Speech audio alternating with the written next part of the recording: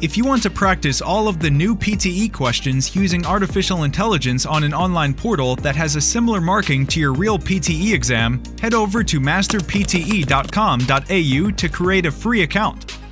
Here, you can practice all 4 sections separately and receive instant feedback for all of your speaking, writing, reading, and listening.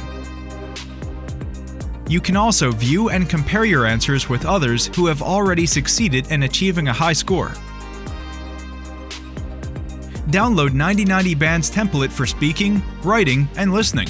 Take mock test, receive instant result, overall feedback, and in-depth analysis which helps you pinpoint exactly where you lose points.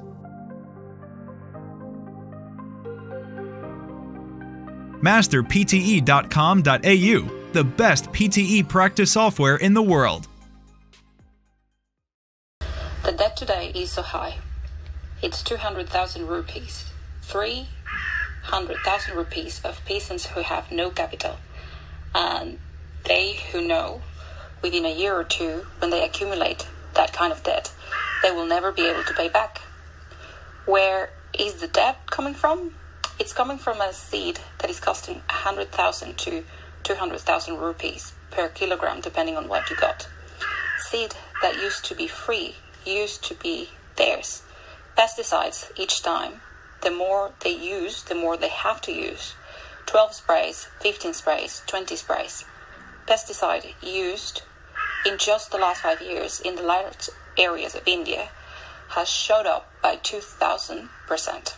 That's why the free market and globalization have brought. And since we're talking about peasants who have no money, who have no capital, they can only buy expensive seeds and expensive pesticides by borrowing. And who lended that money? The same companies that sell the pesticides, which are the same companies that sell the seeds, as you know, are now also the major creditors.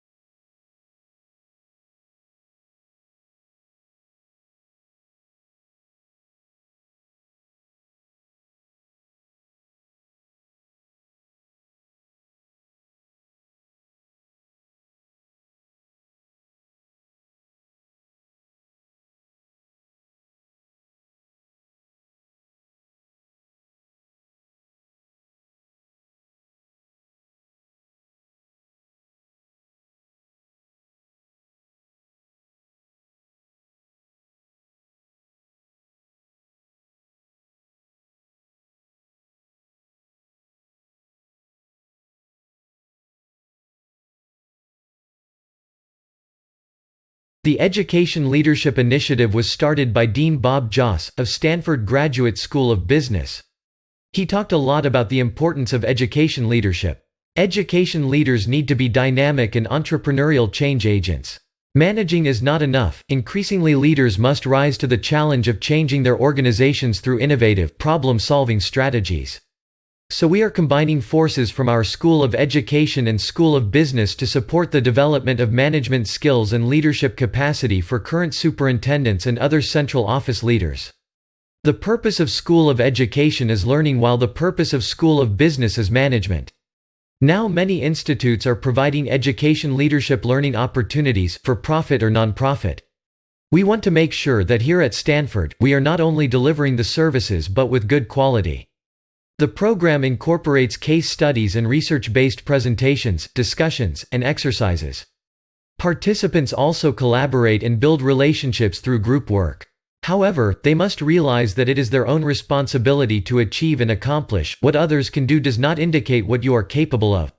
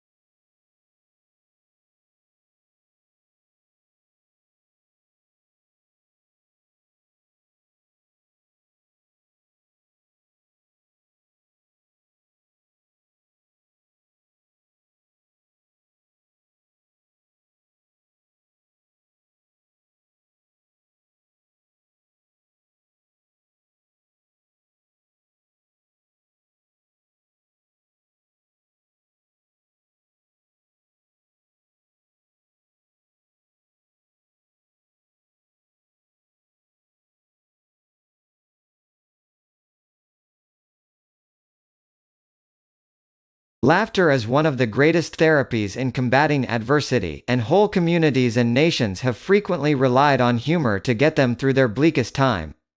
On August 13, 1961, the barbed wire was rolled out of Berlin to create the Berlin Wall.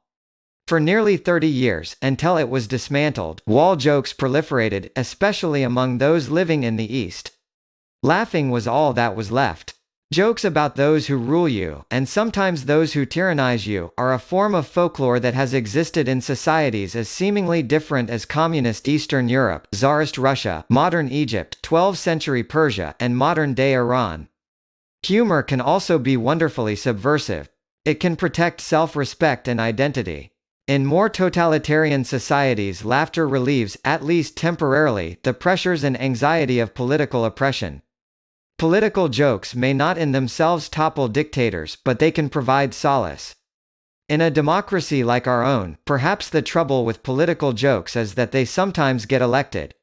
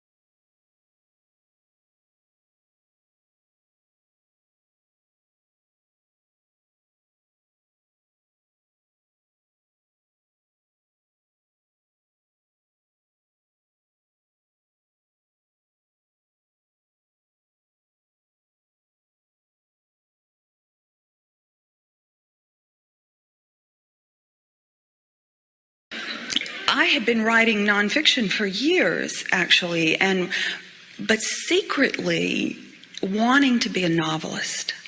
When I first started writing at the age of 30, it was with the intention of writing fiction. But I took a little detour for 10 or 12 years and wrote nonfiction, which I have absolutely no regret about at all. I think it was exactly the right thing for me to do. But there was that dream tucked away inside of me to do this. And I remember reading something that Eudora Welty wrote, who is, the great novelist from Mississippi, who had a big influence on me, actually. She said, "No art ever came out of not risking your neck." And I think she's absolutely right about that. It felt that way to me at the time, and actually it feels that way to me every time I sit down to write something. Finally, in the early 90s, I took my deep breath and started writing fiction. It felt risky to me at the time to do that. And one of the very first things that I wrote was what I thought was going to be the first chapter of a novel called The Secret Life of Bees. I wrote it in 1992, and it is actually essentially the first chapter of the novel as it is now.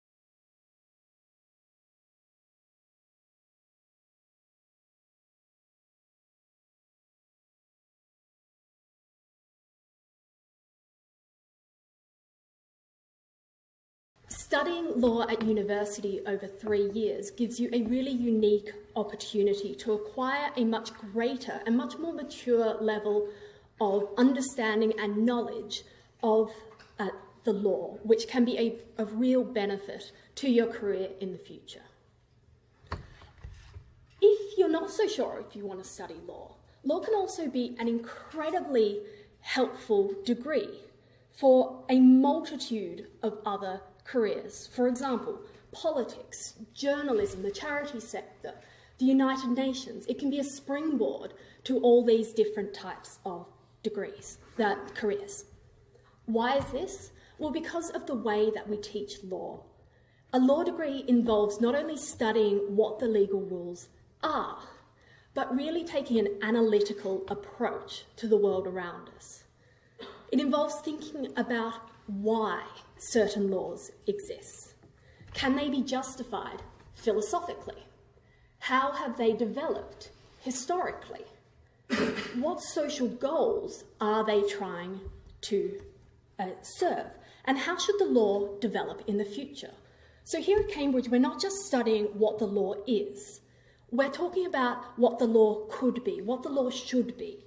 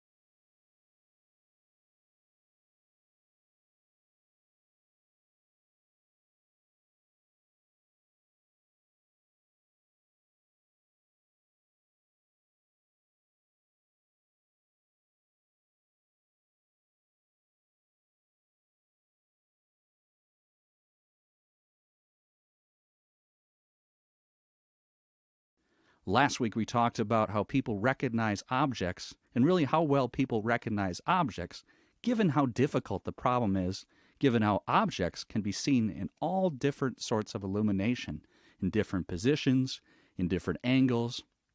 And yet we are able to extract that information. We are able to take the visual stuff out there, interpret it in a way that allows us to recognize all the different things that we can see in our environment. Today we're going to kind of carry on looking at that. We're going to look at what's really a special class of objects. That's the human face. We're going to look at how we recognize human faces and how we do it quite as well as we do. We're really expert at recognizing faces. So again, we can think about how do we take that visual information and how do we transfer it into a form which allows us to put a name to a face and to do all the other clever things we can do with faces. So I'm going to start off again by just pointing out that it's a hard problem. Face recognition is a hard problem, and it's a clever thing we do. If you think about all the different types of faces you can recognize and all the different types of information you can get from the face, you kind of start to appreciate how well we can do face recognition.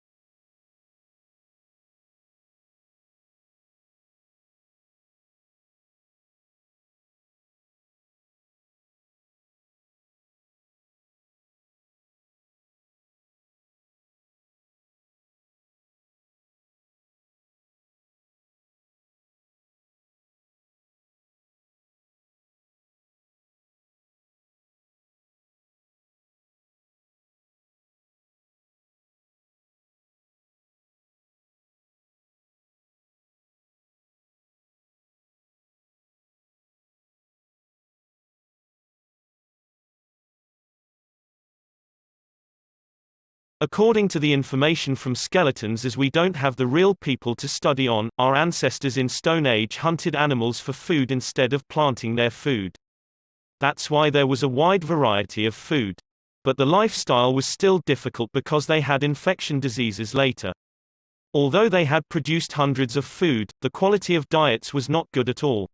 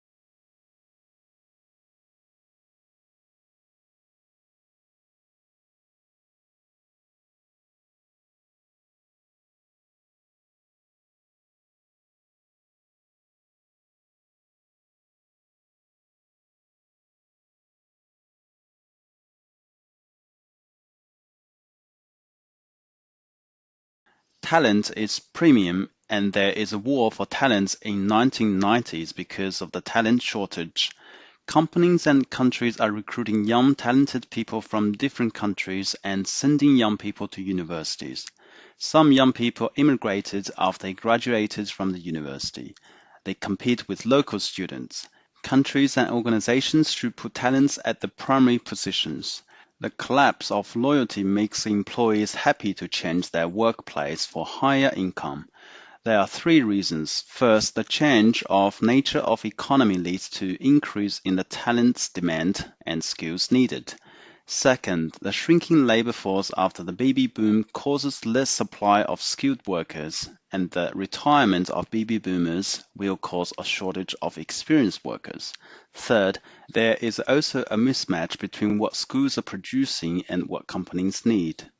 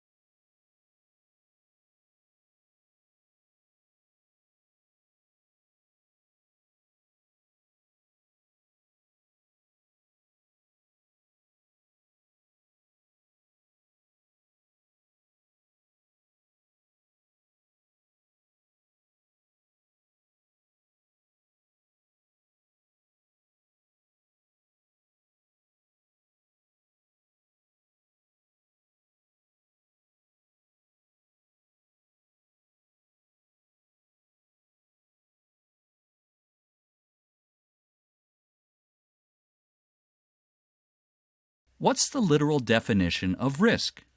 Business schools use risk analysis. So what do you mean by risk? And we need a dictionary. When you look at the dictionary, this is literal definition of risk. What it says is, the definition, for example, the possibility of injury, a dangerous element or factor, chance of, degree or possibility of such loss, and so on. So risk has two parts. As you look at the literal definition of risk, one part is the consequence of some kind of particular danger, hazard loss, and the other is about the probability of it, the chance and consequence, okay? And then, at least just as English language concerns, when you look up the word of safe and safety, which you'll earn as, it's a little bit of a loop, a little circular argument that free from harm or risk, secure from danger, harm, or loss, the condition of being safe, and so on for all. And what do we take out of it? At least when we talk about safe, at least in English language, we are talking absolute something is safe or it sounds safe.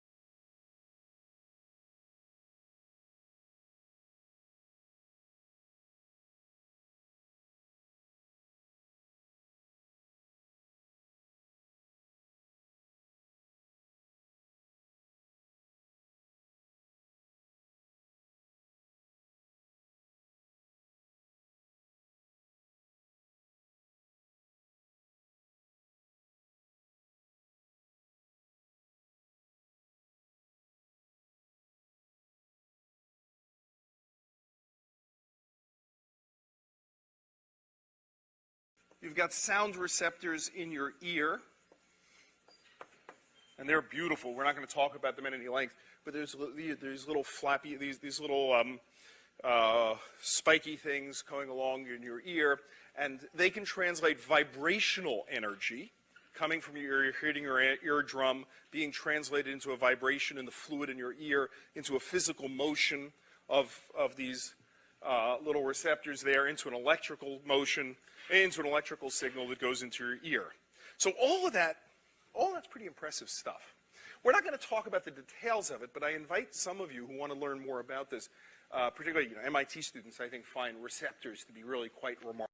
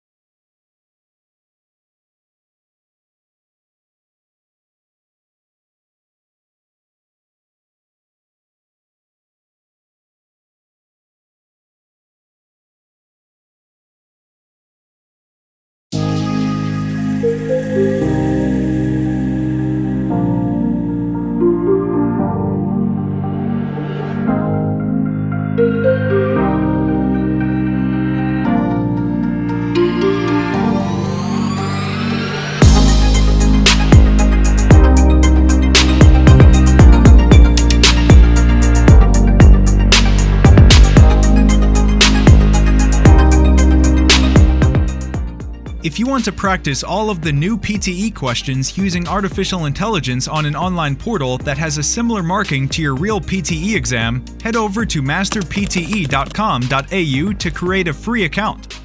Here, you can practice all 4 sections separately and receive instant feedback for all of your speaking, writing, reading, and listening.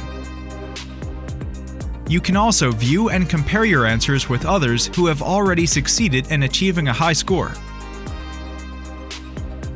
Download 9090 Band's template for speaking, writing, and listening.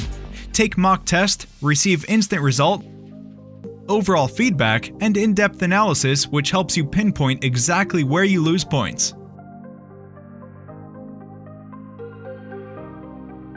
Masterpte.com.au, the best PTE practice software in the world.